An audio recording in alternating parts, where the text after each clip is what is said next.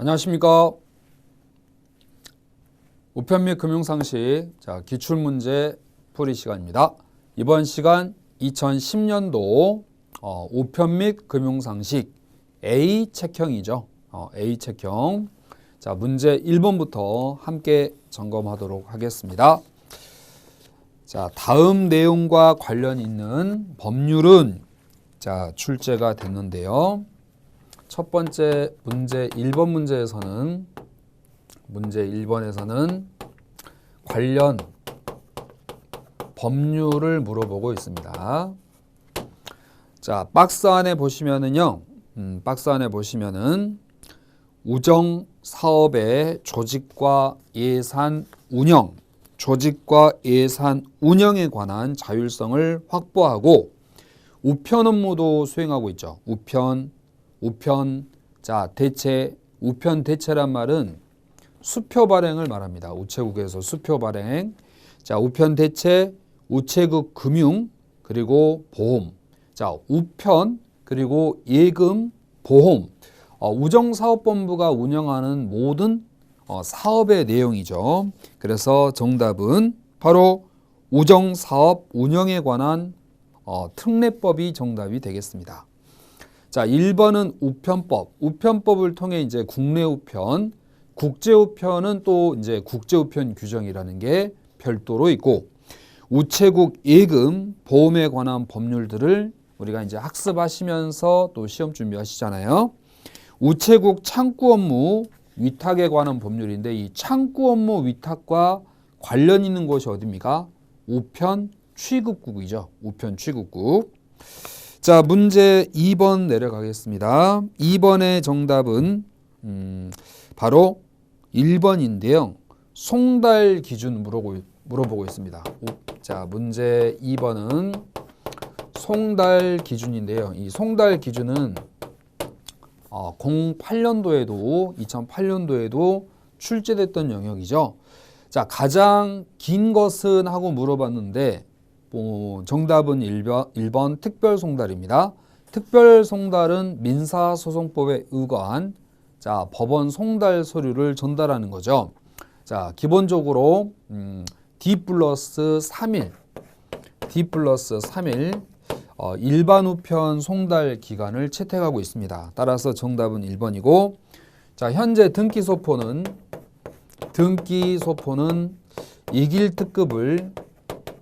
이길특급을 기본으로 합니다. 따라서 D+1일이죠. 그리고 민원우편도 D+1일. 자, 당일 특급은 당일 오후 8시까지가 되겠습니다.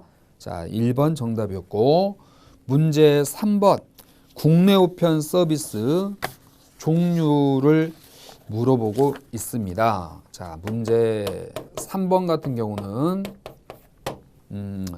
국내 우편 서비스의 종류가 여러 가지가 있는데, 그 중에서 기억번에요. 개인의 사진, 그러니까 여러분 개인적으로 소장하고 있는 사진으로 우표를 만들고 싶다. 나만의 우표 제도이고, 나만의 우표. 두 번째는요. 고객의 주소지로 방문을 하여 접수한다. 자, 여러분 자택으로 방문을 해서 우편물을 접수를 받는다. 요걸 방문 접수, 일명 우체국 택배제도라고 부릅니다. 우체국 택배제도. 디귿번 전국 우체국을 통해서 농어촌의 특산품을 우체국을 통해서 특산품을 구입할 수 있도록 하는 것, 우체국 쇼핑과 관련된 서비스죠. 이런 서비스 업무도 우체국에서 취급하고 있는 내용이다. 그래서 정답은 3번이고, 다양한 우편 서비스의 종류에 관한 개념 정리를 필히 잘 해주셔야 되겠습니다. 문제 4, 선택적 우편 영무 종류에 관한 설명으로 옳지 않는 것 물어보고 있네요. 역시 문제 4번도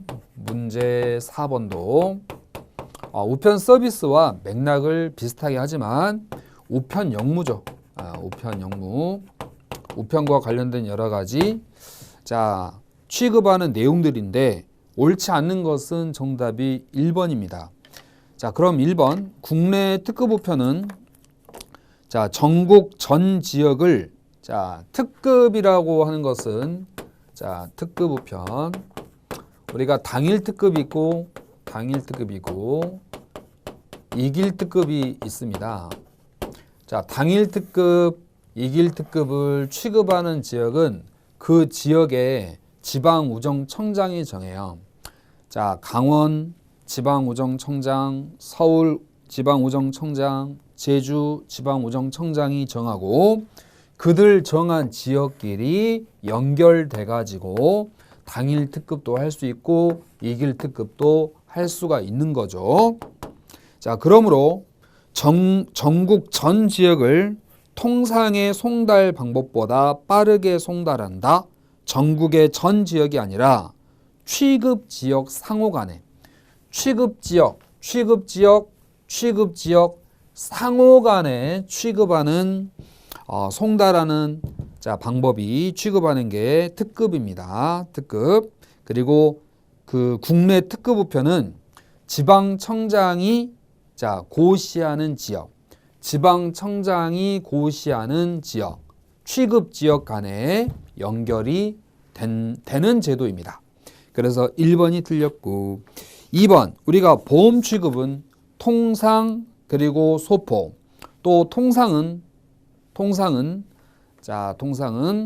통화, 물품 그리고 유가증권 등기 이 세 가지로 되어 있죠. 통상은 물품, 통화, 유가증권 등기로 구성이 됩니다. 3번 증명 취급은 내용 증명, 배달 증명 제도가 있고 4. 특별 송달하면 민사소송법에 자, 의하여 전달하는 제도. 필수 지문들입니다. 이런 기출 지문들은 반드시 여러분 학습하시는 교재에 표시가 돼 있어야 돼요. 기출문제 지문을 자, 우리가 읽고 그 읽었던 지문을 시험장에 갈 때까지 모아놓는 작업이 당권하죠. 그래서 기출문제 반드시 자, 별도의 색으로 표시를 해 놓으시면 더 보고 구별하기가 편하시겠죠. 자, 문제 5번. 우편물 배달에 관한 설명으로 가장 옳지 않는 것 했습니다. 문제 5번. 우편물 배달.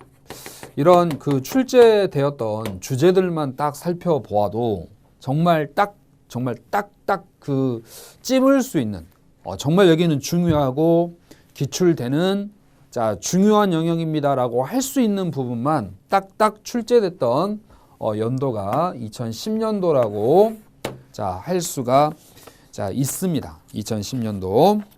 계속해서 동일 건축물 내에 동일 건축물 자, 또는 동일 군의 수취인에게 배달할 우편물은 우리 이제 건물이라든지 아파트라든지 이런 경우에 1층에 있는 수취함에 넣을 수 있잖아요. 근데 수취함에 넣을 수 없는 물건은 주소지까지 배달을 합니다.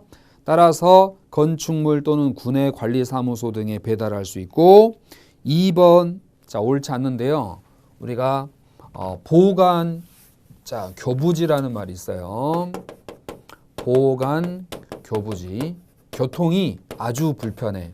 산간 마을이라든지 또는 섬 지역이라든지 교통이 굉장히 불편한 곳인데 편지 한 통 가지고 집배하시는 분이 자, 다녀오기가 참 곤란할 때 중간 정착지에다가 보관 교부지, 뭐 큰 마트라든지 아니면 주유소라든지 이런 걸 정해 가지고 자, 찾아갈 수 있도록 하는 것이 보관 교부지 제도죠. 이 교부지에서의 보관은 30일 변동 사항이 없고 우체국 보관 교부하는 우편물의 경우에는 10일 플러스 20일로 2020년 2월 17일부터 법이 개정이 됐죠. 자, 따라서 보관 교부지는 30일이고 우체국 보관 우편물의 보관 교부가 있는데 자, 서로 각각 다른 내용입니다. 얘는 10일이 원칙이고 기존의 30일에서 20일 연장할 수 있는 걸로 변경되었고, 지금 요 내용은 우편법, 여러분 가지고 공부하시는 우편법 시행규칙은 불령이죠. 과학기술정보통신부 장관이 정한 자, 시행규칙 제 121조의 자, 2와 3에 해당하는 내용입니다. 2와 3에 해당하는 내용입니다. 그래서 정답은 2번, 자, 20일이 아니라 자, 30일 그대로 맞고, 자, 보관교부지는 관할 지방청장이 정하여 공고합니다. 보관교부지는 자, 관할, 그 지역의 보관교부지는 자, 그 지역 지방우정청장이 정하는데 여기를 장관이 정한다고 바꿔서 내기도 하니까 조심하셔야 될 부분이 되겠습니다. 보관교부지에 대한 지정은 지방우정청장이 합니다. 따라서 장관하면 안 돼요. 3. 사서함 번호와 주소가 함께 기재되어 있을 때 사서함 우편물 중 국내 특급 우편물은 주소지에 자, 배달을 하도록 되어 있습니다. 주소지에 배달을 합니다. 그리고 4. 마을 공동 수취함을 설치하고 배달할 수 있는 내용들이 우편물 배달에 관한 규정이죠. 자, 문제 6번 보도록 하겠습니다. 문제 6번은 국제 통상 우편물. 국내 우편 다음에 국제 우편 문제가 나오는 건 뭐 당연한 순서이겠고, 문제 자 6번 국제 통상 우편물 중 우편 엽서로 취급할 수 있는 것. 국제 통상 그 우편물 종류가 7가지 정도 있죠. 이 중에 우편 엽서 관련된 문제인데요. 기억번, 사진과 접힌 종이 등이 붙어 있는 우편 엽서. 자, 이게 붙어 있으면 안 됩니다. 뭐 접혀 있거나 사진이 붙어 있으면 안 됩니다. 법규를 위반한 엽서라고 할 수 있고, 법규를 위반한 우편 엽서는 서장으로 취급하도록 되어 있죠. 자, 기억번은 우편 엽서로 취급할 수 있는 게 아니에요. 왜냐하면 법규를 위반했기 때문에 이는 서장으로 취급되어야 되고, 니은 우편 요금을 표시하는 증표를 인쇄한 관제엽서. 우리가 요금 표시 증표는 관제엽서만 할 수 있지 사제엽서는 할 수 없죠. 요금 표시는 관제엽서만. 따라서 니은번 맞는 지문입니다. 자, 포스트 카드임을 표시하는 사제엽서 라고 되어 있는데요. 표시하지 않는, 반드시 포스트 카드임을 표시해야 한다죠. 하여야 한다. 반드시 엽서에는 포스트 카드라는 문구가 자, 명시되어 있어야 됩니다. 따라서 표시하지 아니한 사제 엽서는 우편 엽서로 취급이 안 되고, 리을 포스트 카드임을 표시해야만 하는 게 원칙인데, 이제 극히 예외로 그림 엽서 같은 경우는 표시를 하지 않도록 예외가 있죠.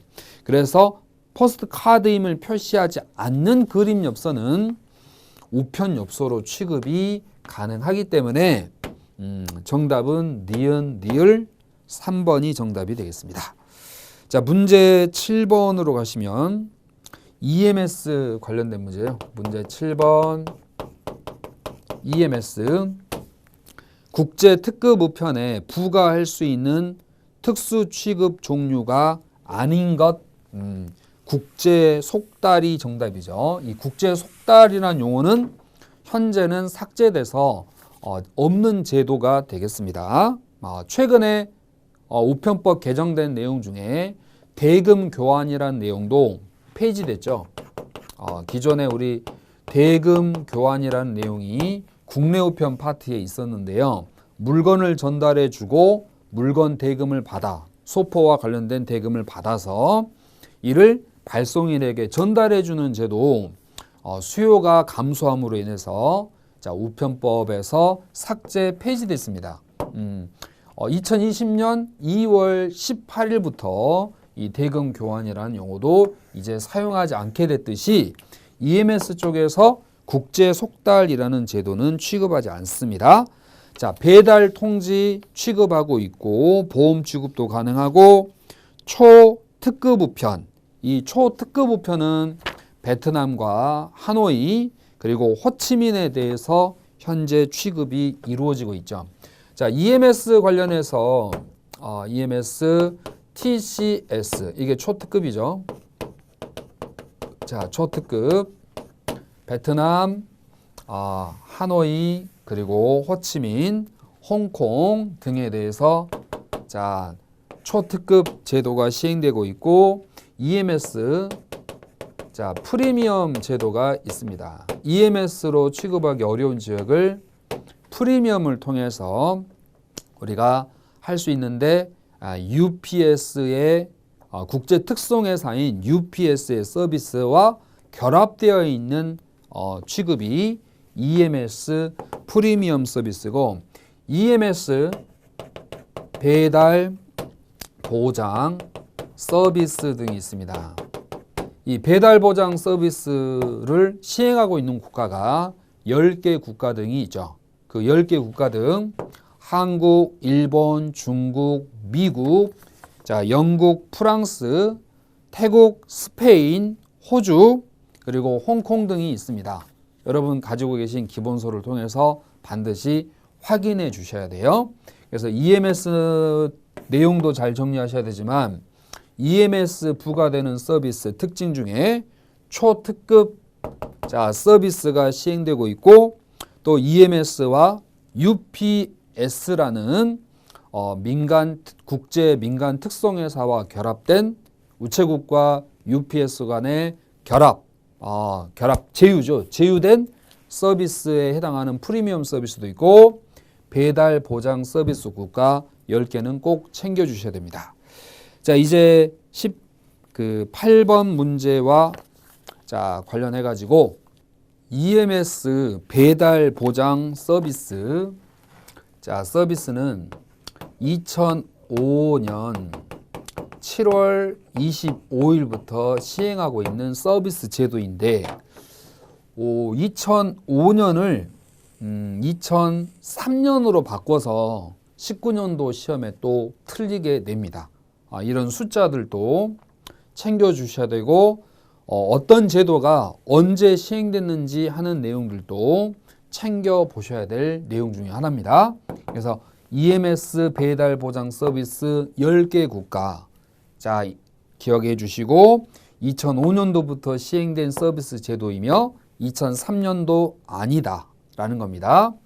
UPS와 제휴 결합되어 있는 서비스로 EMS 프리미엄 서비스가 있고 또 초특급 서비스로서 홍콩, 베트남의 호치민과 하노이에 대해서 초특급 서비스도 시행 중입니다.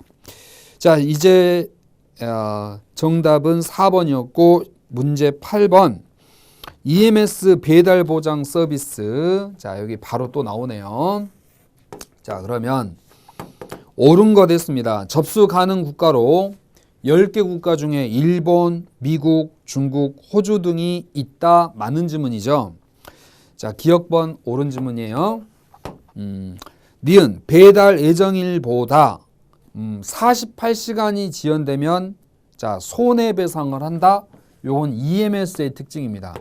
EMS는 48시간 지연 배달 시 손해를 배상하는데 요 배달 보장 서비스는 배달 예정일보다 늦어지면 손해를 배상합니다. 배달 보장 서비스는 배달 예정일보다 지연되면 배상하고 EMS는 48시간이 지난 경우에 자, 지연 배달해 줍니다. 따라서 니은번은 EMS에 관한 내용이지 배달 보장 서비스에 관한 내용은 아니다. 디귿 우편 취급국을 포함한 모든 우체국에서 접수 가능합니다. 맞습니다. 별도의 취급 수수료를 납부해야 되는 거 아닙니다. 배달 보장 서비스는요 별도의 취급 수수료 부담하지 않습니다. 정답은 2번이 되겠습니다. 8번 문제였습니다. 문제. 자, 8번 문제였습니다.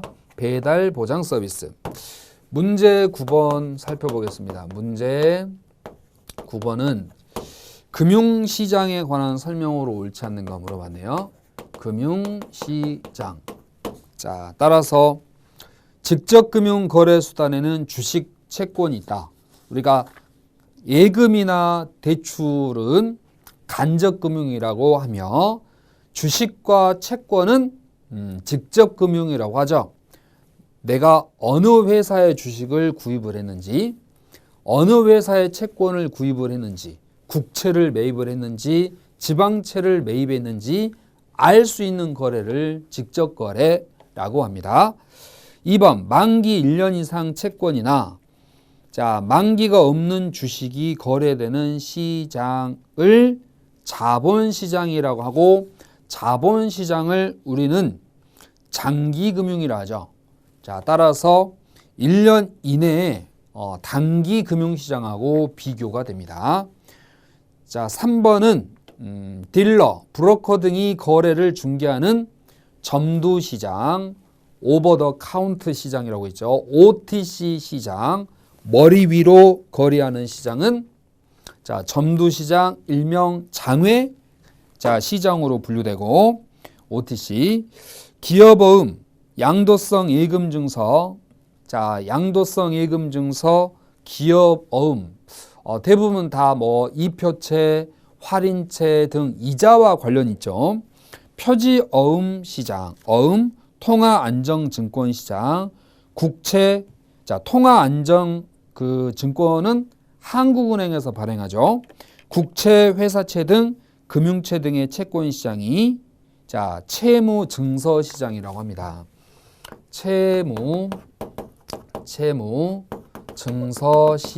증서 시장. 예, 그래서 주식 시장하고 조금 거리감이 있는 지문 그 상품들이죠. 기업어음 시장에서부터. 정답은 4번 되겠네요. 자, 문제 10번. 자, 같이 한번 자, 점검하고 또 준비해 주셔야 되겠죠? 옳지 않는 것, 틀린 거 하나 찾으면 되겠는데 우체국 보험은 인보험이 생명보험이죠. 우체국 보험은 기본적으로 생명보험을 전제로 한 상품들입니다. 인보험 분야의 상품을 취급하고 우체국 보험은 금융감독원의 감독을 받는 게 아니고 정부기관이다 보니까 국회 그리고 감사원의 감독을 받습니다. 대통령 직속기관인 감사원, 국가 예산과 관련이 있기 때문에 그 예산 사용에 있어서 감사원의 관리 감독을 받아요. 따라서 우체국 보험은 국회와 감사원의 감독, 감사를 받는다. 이렇게 해주셔야 되겠어요. 정답은 2번이었습니다. 자, 우체국 보험의 특징. 우체국 보험은 국회와 감사원의 감독, 감사를 받는다. 3번 우체국 보험의 계약보험금 한도액은 일정 금액 이하로 제한되는데 현재 사망보험금의 한도액이 1인당 4천만 원까지로 되어 있습니다. 우리가 민간보험회사의 경우 계약의 한도가 거의 무제한입니다. 사망보험의 경우. 하지만 우체국 보험은 서민을 위한 국민 대다수의 보편적인 금융 서비스를 위함이 목적이기 때문에 한도를 제한시켜 놓고 있습니다. 그래서 1인당 생명보험금의 한도는 4천만 원까지고 연금 같은 경우도 연 900만 원까지만 한도로 두고 있습니다. 그래서 우체국 보험의 계약보험금 한도액이 일반적으로 4천만 원까지 일정 금액 이하로 제한되며 뭐 그 금액은 변동될 수도 있겠지만 아직까지는 4천만 원으로 돼 있고 연금은 900만 원까지로 돼 있습니다. 우체국 보험의 보험금 지급은 국가가 책임을 지기 때문에 우체국 예금과 보험에 있어서 예금자 보호법 적용된다고 하시면 안 되죠. 예금자 보호법이 아니라 우체국 예금과 보험에 관한 법률에 의하여 예금 그리고 보험에 대하여 전액 원금 보장을 원금 플러스 이자까지 다 보상을 해 줍니다. 다만 펀드 상품을 취급하고 있습니다. 그 펀드는 일종의 투자 개념이기 때문에 뭐 저축이나 이런 개념이 아니고 투자 개념이기 때문에 자, MMF와 관련 있는 펀드 상품은 예금자 보호를 못 받고 있죠. 자, 이러고 여기까지 10번 문제 다뤄주셨고 11번 문제 살펴보겠습니다. 문제 11번 전자금융. 자, 최근에 다 뭐 스마트폰이라든지 인터넷 뱅킹, 스마트폰 뱅킹, 폰뱅킹 다 전자금융 시대가 되었습니다. 이런 전자금융이 활발해지면서 중요도가 높아지다 보니까 2010년도에 출제된 경향을 보이죠. 자, 따라서 1. 우체국, CD나 ATM 기계, 무매체 거래 고객은 별도의 신청 없이 거래할 수 있다? 아닙니다.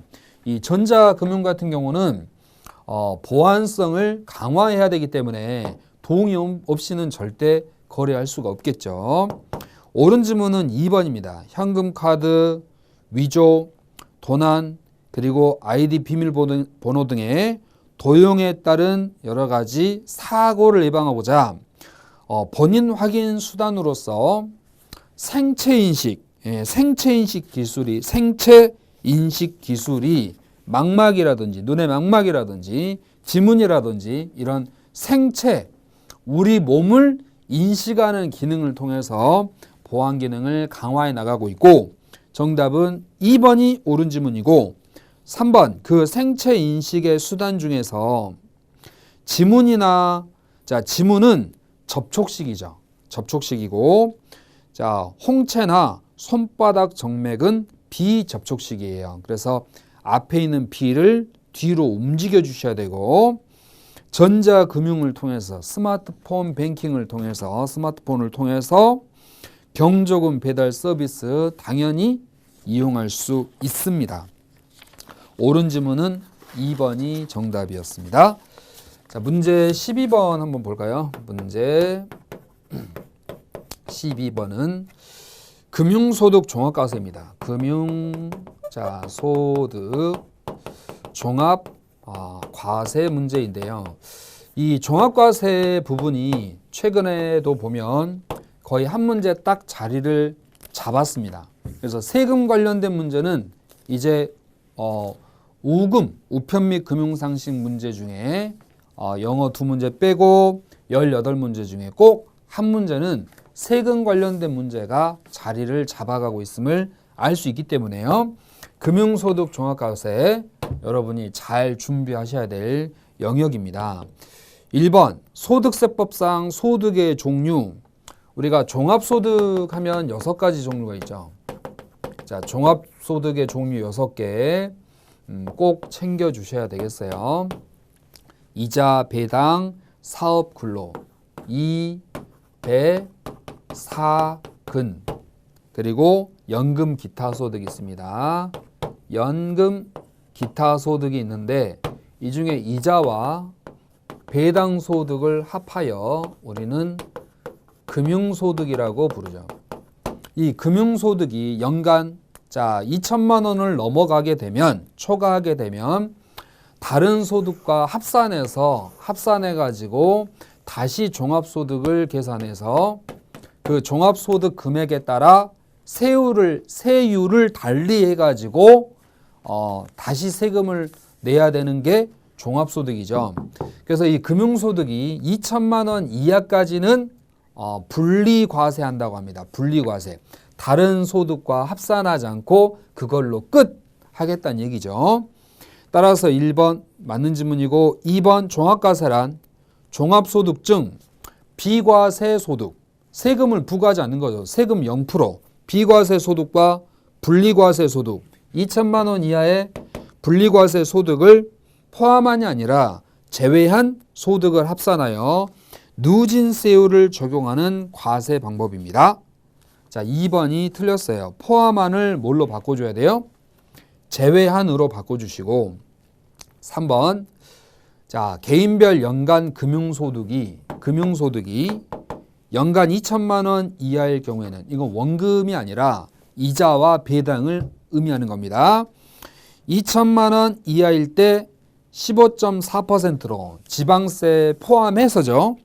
2천만 원을 초과할 경우에는 다른 소득과 합산하여 모두 합산해서 자, 누진세율을 적용합니다. 그러니까 소득이 많으신 분은 더 많은 세율을 부과해서 납부하는 걸 우리가 누진세율이라고 부릅니다. 그리고 4.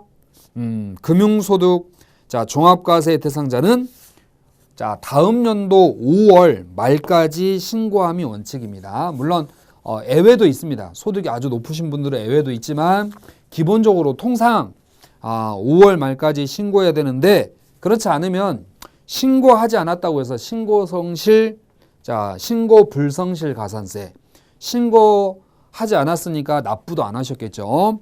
납부 불성실 가산세를 부담하게 됩니다.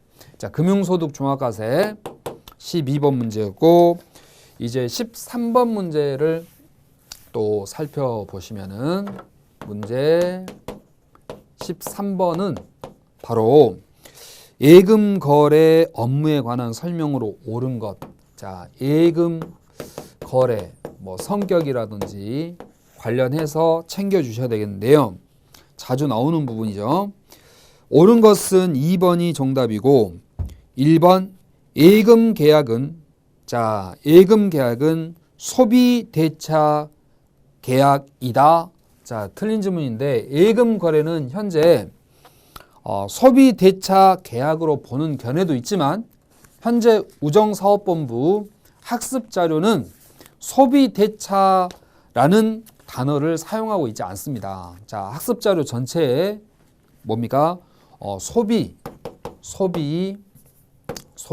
임치 계약으로 보고 있기 때문에 자, 1번 지문은 소비 임치 계약으로 정리해 주셔야 돼요.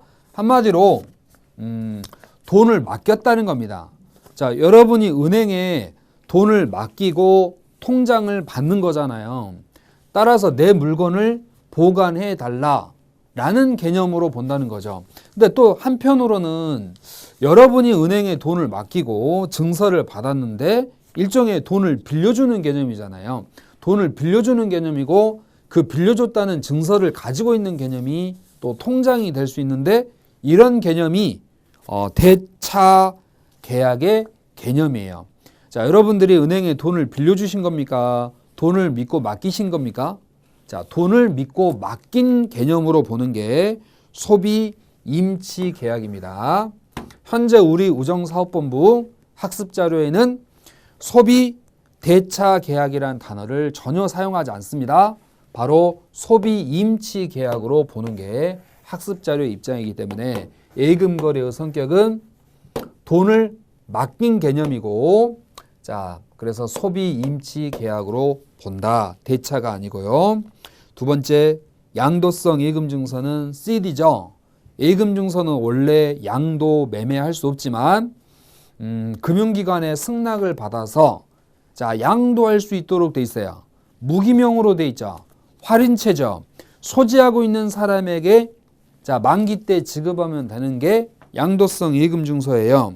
그러므로 자, 증권의 점유자에게 지급하면 정당한 권리자 여부에 관계없이 금융기관은 면책된다. 자, 소지하고 있는 자에게 지급하면 됩니다. 2번이 정답이고 3번 점의 수금의 경우 그러니까 점포 외죠. 점포 외 밖에서 수금 돈을 받아오는 겁니다. 자, 점의 수금의 경우 지점장은 영업점으로 돌아와 자, 수납 직원에게 금전을 넘겨주고 자, 이를 확인할 때 예금 계약이 성립한다. 원래는 그렇죠. 이 수금하러 다니시는 직원분이 고객에게 돈을 받아와요. 가게 가서 돈을 받아서 자, 지점에 와가지고 수납 직원에게 자, 넘겨주고 수납 직원이 이를 자, 세 가지고 자, 확인할 때 예금 계약이 성립한 게 원칙인데 예외적으로 지점장의 경우 대리권을 부여받은 지점장의 경우에는 수금할 때 예금 계약의 성립으로 보고 있습니다. 따라서 직원이 아닌 직원의 경우에는 넘겨주고 확인할 때이지만 지점장의 경우 우체국장의 경우에는 수령 확인할 때 예금 계약이 성립한 걸로 본다.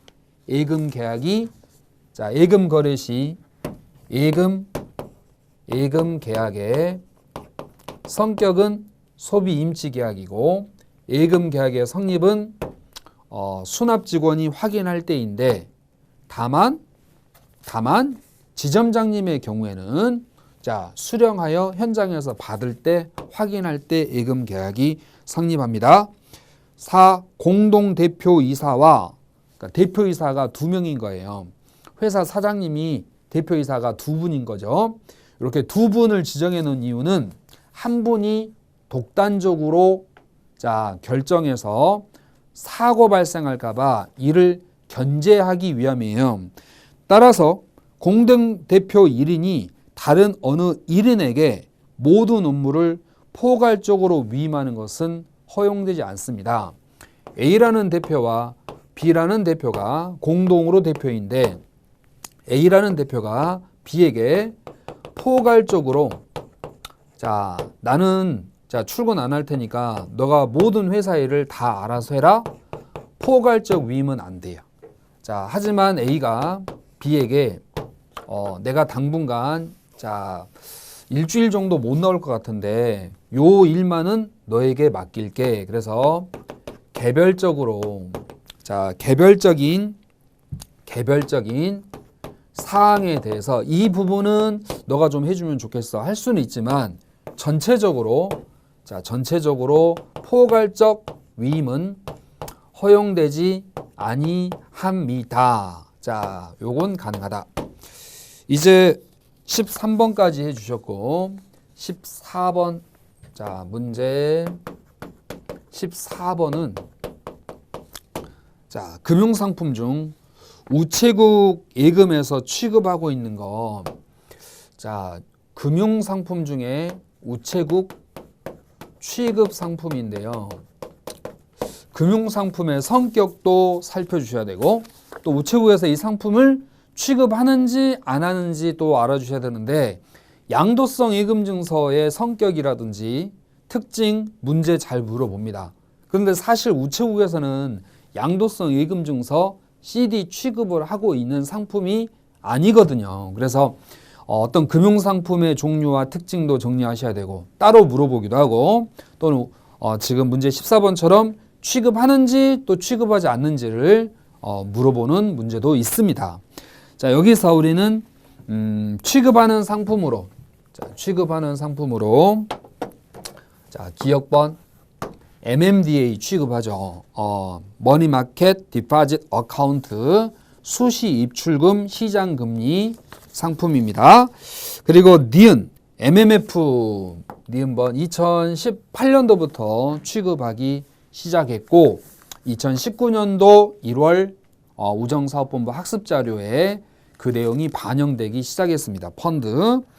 CD 양도성 예금증서는 취급하지 않습니다. RP 환매조건부 채권 취급 상품입니다. RP는 취급하고 있습니다. CMA는 증권사하고 종금사. 증권사하고 종금사. 아직까지는 우체국 취급 안 해요. 특히 종금사 CMA만 예금자 보호가 된다는 거 유념해 주시고 ELD 예금자 보호는 됩니다. 주가지수와 연계된 정기예금이죠. ELD. 예금자 보호는 됩니다. 하지만 우체국 취급 상품은 아니죠. 그래서 정답이 기억, 니은, 니을 이 세 가지 되겠습니다. 문제 15번 살펴보겠습니다. 문제 15번 문제. 그 주제, 출제 주제가 보험료예요. 자, 이 보험료는 항상 늘 나오는 중요 파트이기 때문에 이 보험료와 관련된 부분은 별표돼 있어야 되고 반드시 잘해 주셔야 될 부분이죠. 예정 사망률이 높아지면 위험 보험률이 상승합니다. 아무래도 사망률이 높아지면 보험료가 많이 나가게 되니까 사망률이 높아지면 자, 이걸 다른 말로 위험률이라고 합니다. 위험률이 높아지면 위험 보험료가 올라가고 이율이 높아지면 이자가 많이 붙기 때문에 보험료는 조금 저렴해질 수가 있겠죠. 예정 사업 비율이 높아지면 보험료는 올라가는데 이때 올라가는 보험료는 예정 사업 비율에 기초하여 계산되는 부가보험료죠. 부가보험료. 그래서 부가보험료가 상승합니다. 부가보험료는 신, 유, 수 세 가지 있습니다. 신계약비, 유지비, 수금비 등이 있어요. 사망률이 낮아지면 생존 보험료는 올라갑니다. 생존했을 때 지급받게 되는 보험이 생존보험이죠. 사망률이 낮아지면 생존할 확률이 높아지니까 보험료는 상승한다. 맞네요. 정답은 3번 지문이었고 이제 16번 생명보험 계약에 관한 설명으로 옳지 않는 거 물어보고 있습니다. 문제 16번입니다. 생명보험 계약, 임보험이죠. 우체국 보험 상품은 기본적으로 임보험을 전제로 합니다. 자, 이 경우 옳지 않는 것은 정답이 2번이에요. 1. 보험 계약자는 보험 수익자를 변경할 수 있는 권리가 있다. 보험 계약자의 권리.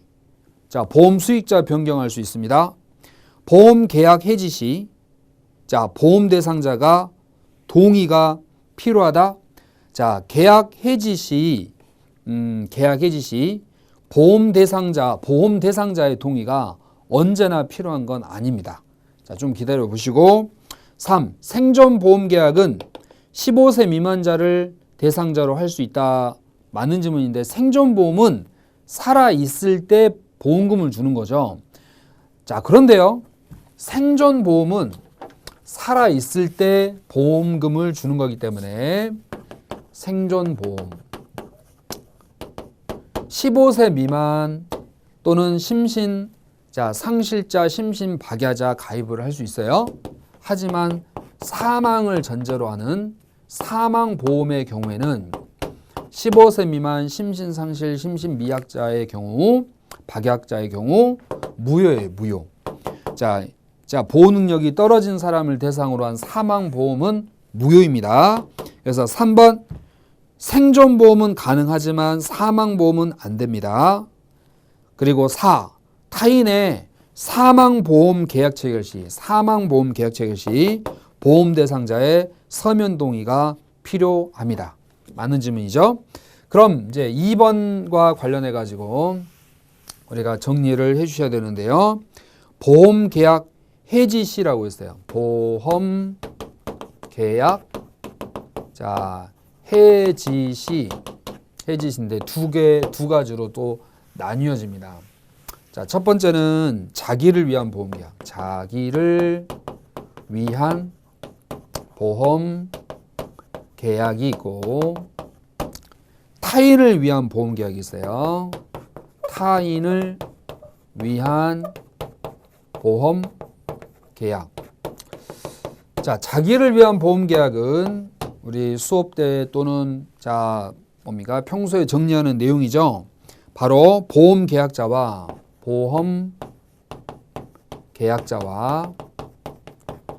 보험 수익자가 같은 경우이고 타인을 위한 보험 같은 경우는 보험 계약자와 역시 다르죠. 보험 수익자랑 달라요. 보험 수익자랑 다릅니다. 자, 그럼 보험계약 해지할 때 자기를 위한 보험계약의 경우에는 언제든지 해제를 해요. 언제든지 해제가 가능합니다. 동의 필요 없다는 얘기죠. 언제든지 해지할 수 있어요. 언제든지 해지할 수 있어요. 자, 해지할 수 있습니다.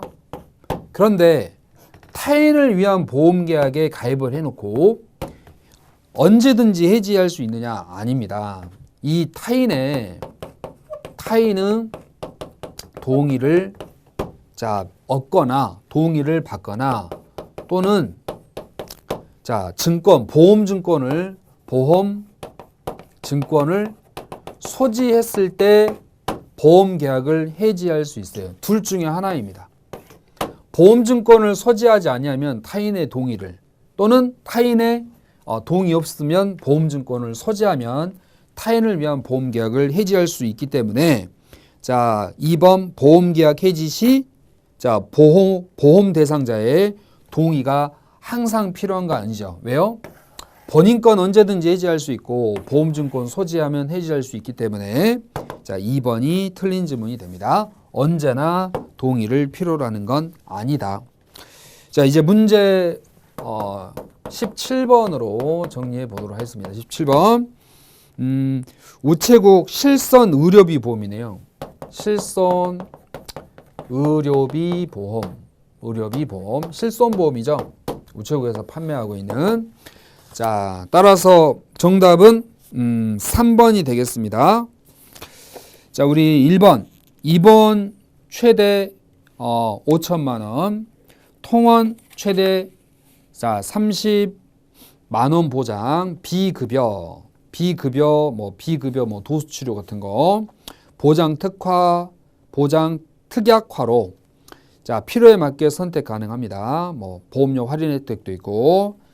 그리고 3번에 우리가 여러 가지 종류가 있어요. 근데 우체국 필요에 따라 선택하는 게 아니고 고객의 필요에 따라 1종으로 할지 2종으로 할지 선택 가능합니다. 1종으로 할지 2종으로 할지는 고객의 니즈와 필요에 따라서 하는 거지 우체국이 선택하는 사항이 아니죠. 그래서 우체국 금융상품은 현존한 금융상품은 중간에 변경되기도 합니다. 그래서 17번 같은 경우는 실제 출제 당시의 문제보다는 지금의 형태로 변형되어 있는 내용이기 때문에요. 금융상품은 반드시 시험 전에 우정사업본부 학습자료에 있는 금융상품 내용만 확인해 주셔야지 변경되거나 폐지되거나 하는 부분까지는 우리가 굳이 볼 필요가 없겠죠. 그래서 금융상품은 수시로 시대에 따라서 변형될 수 있는 그런 영역임을 정리하시면서 마지막에 좀 정리해 주시면 좋은 내용이 금융상품입니다. 그리고 우체국 실손 의료비 보험은 갱신상품이에요. 만기 때마다 갱신하셔야 되는데 갱신하게 되면 보험료는 변경되고 주로 이제 상승될 수 있는 게 일반적으로 연령이 올라가시면 사망률도 올라가기 때문에 위험보험료는 올라갈 수밖에 없겠죠. 그래서 갱신이 되면 보험료는 변경될 수 있습니다. 자, 정답은 3번이었어요. 1종 할지 2종 할지는 우체국이 아닙니다. 고객의 필요에 따라 선택할 수 있겠고, 자, 18번 문제 같은 경우도 18번 문제도 현존하는 금융상품으로 약간 변형되어 있는 기출이라고 생각하시고 금융상품 문제가 이렇게 한 번씩 출제되는구나. 그래서 예금이나 보험 쪽이나 상품은 한 문제씩은 꼭 출제되는 영역임을 확인해 주셔야 돼요. 우리가 세금 관련된 문제도 한 문제씩 자리 잡고 출제되듯이 예금 상품 그리고 보험 상품 분야도 한 문제씩 출제되는 영역 중에 하나입니다. 자, 18번은 무배당 플러스 연금보험이죠. 무배당 플러스 이 연금 보험 상품인데, 자, 연금 우체국에서 그 연금 보험 상품이 두 개 있는데요. 우체국 자 연금보험이고 우체국 플러스 연금보험이 있어요. 자, 이 두 가지의 경우 연금 개시 나이가 좀 달라요. 연금 개시 나이가 달라요. 우리가 연금을 넣을 때 언제부터 연금을 탈 수 있는지 이게 좀 궁금하지 않습니까? 가장 좀 중요한 부분이기 때문에 연금 개시 나이를 자 구별을 하시되 자 우체국 연금보험은 45세에서 75세 플러스 연금보험은요 55세에서부터 70세 자 요게 연금 개시 나이입니다. 연금 개시 나이 자 따라서 18번의 문제는 정답이 4 연금 개시 나이는 55세에서부터 70세 플러스 연금보험의 경우 55세 이상 70세까지 70세 요 연령에서 연금 개시할 수 있다. 정답은 4번이고 자 1번 15세 미만자는 가입할 수 없고 보험료는 일시납을 선택할 수도 있습니다. 납입기간은 10년 납을 선택할 수도 있는 조건을 가지고 있습니다. 자 제일 중요한 것은 이 두 연금보험의 연금 개시 나이인데 우체국의 연금보험하고 플러스 연금보험하고 연금 개시 나이가 다르기 때문에 반드시 시험 전 정리를 필요로 하는 내용입니다. 자 여기까지 우리가 2010년도 우금 A책형 기출문제의 풀이와 해설을 마무리 짓도록 하겠습니다. 자 우리 학습하셨던 내용 정리 잘 되시고 합격을 위해 자 건강 챙기시고 화이팅 하시기 바랍니다. 감사합니다. 안녕하세요. 방지훈입니다. 2010년 계리직 기출 우편 및 금융상식 A책형 문제 들어가도록 하겠습니다. 자, 기초영어 19번 문제입니다. 다음 글의 내용과 일치하지 않는 거. 자, 틀린 거 찾는 겁니다. 자, 첫 번째 문장 들어가 볼게요. Drinking wine. 와인 마시는 것이 can damage. 자, damage가 손상시키다라는 뜻이죠. 그래서 당신의 이를 손상시킬 수도 있습니다. 와인 마시면 이가 손상될 수 있다. 두 번째, that is the conclusion. 이게 결론이래요. 그러니까 와인이 치아를 손상시킬 수 있는 게 결론이라고 합니다. of a report. 보고서의 결론. 어떤 보고서? 무슨 독일에 있는 대학교에 어떤 연구팀이 있겠죠? 그 보고서의 결론입니다. Researchers tested. 그래서 연구하는 사람들이 테스트를 해봤습니다. The effect. 어떤 영향, 효과에 대해서 자, 몇 개씩 테스트를 했느냐? 8개의 레드 와인과 또 8종의 화이트 와인을 테스트를 해본 거죠. on teeth. 이에다가. 예, from men and women. 남성들과 여성들 모두에게 aged between 40 and 65. 40세에서 65세 사이에 있는 남성, 여성들에게 테스트를 한 겁니다. They discover. 그들은 발견했습니다. All of the wines. 모든 와인들이 데미지, 손상시킴을 발견했습니다. the enamel. 우리 에나멜로 덮여 있잖아요. 그죠? 치아가. 그래서 에나멜을 손상을 시키더라. 그리고 이 에나멜의 역할, that protects our teeth. 우리의 이를 보호해주는 역할을 하는 에나멜을 와인이 손상을 시키더라. 라고 발견을 했습니다. This makes our teeth more sensitive. 그리고 이것은, 여기서 말하는 이것은 와인 마시는 걸 이야기하겠죠. 와인 마시는 것은 우리의 이를 만들어 버립니다. 어떤 상태? more sensitive to 이하의 더 민감한 상태로 만들어 버립니다. 에나멜이 벗겨지죠. 보호할 수 있는 게 벗겨지게 되죠. 그럼 어디에 민감하다? hot and cold food and drinks. 뜨겁거나 반대로 차가운 음식이나 음료에 더 취약하게 만들어 버리는 겁니다. It also means, 그것은 또한 의미합니다. The teeth, 이가 will stain quicker, 더 빨리 스테인할 거라는 거. 자, stain, 얼룩지다요. 이도 변색이 되죠, 그죠? 이가 더 빨리 변색이 된다는 것을 의미합니다. If someone drinks coffee, 커피를 마시게 되면. 자, 그다음 the research team said, 그 연구팀이 말하길 white wine causes more damage than red.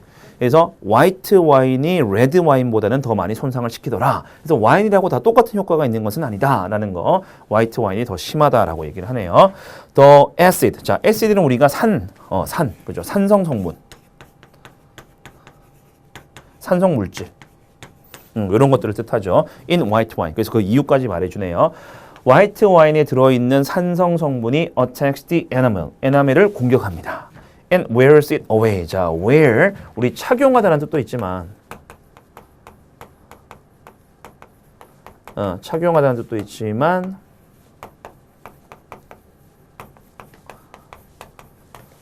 마모시키다, 닳게 만들다는 뜻도 있죠.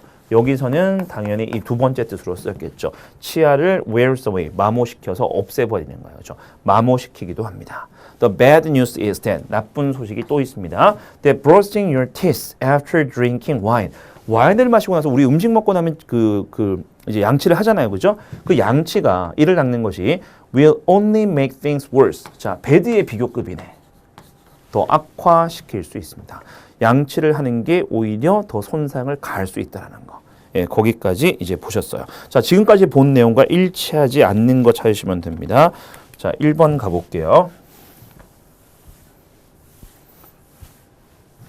자, they experimented. 그들은 실험했습니다. on people. 사람들에게 with 16 wines. 16종류의 와인을 가지고 실험했다. 맞는 거죠? 왜? 아까 뭐라 그랬어요? 8종의 레드 와인과 8종의 화이트 와인 가지고 실험했죠. 8 더하기 8은 16. 그죠? 네, 그래서 1번 맞는 거. 자, 2번. It is reported that 이하라고 보고가 되었다. Wine can harm. 자, harm이 손상시키다. 해를 끼치다. 데미지하고 똑같습니다. 에나멜은 손상시킨다.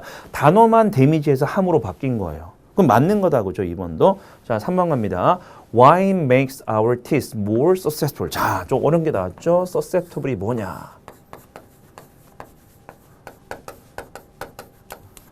아까 sensitive 나왔죠? 똑같은 뜻입니다. sensitive하고.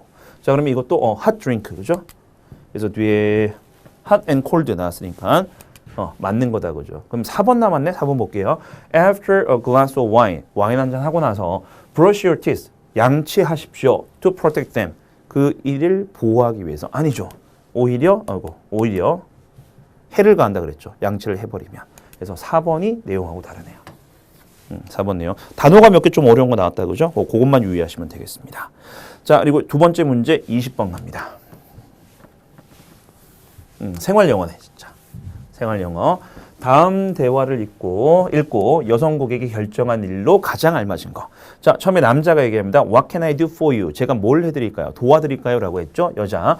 I'd like to send a parcel. 자, parcel이 뭐예요?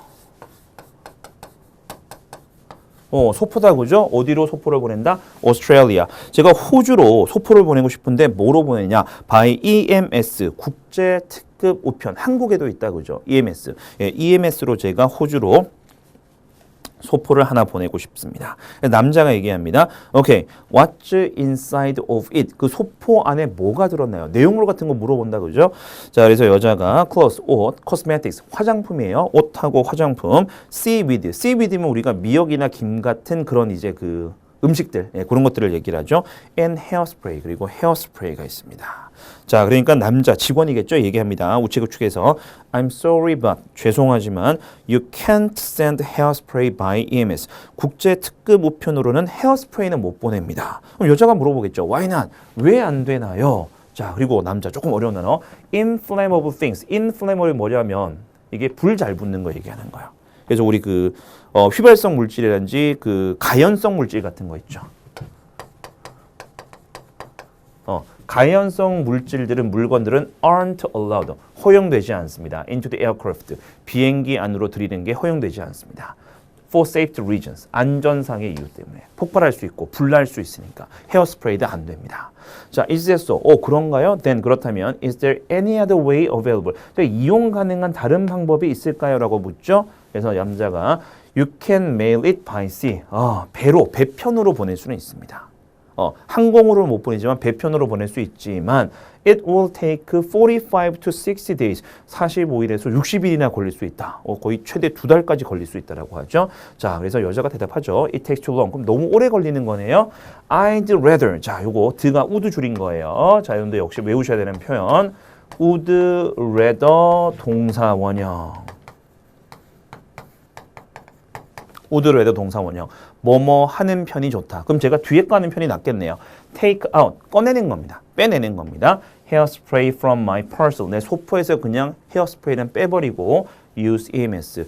국제 특급 우편을 이용하는 게 낫겠습니다. 요거 뺄게요. 요겁니다. 헤어스프레이 뺄게요. 그래서 남자가 okay, you're all set. 그럼 당신은 다 이제 준비가 된 겁니다.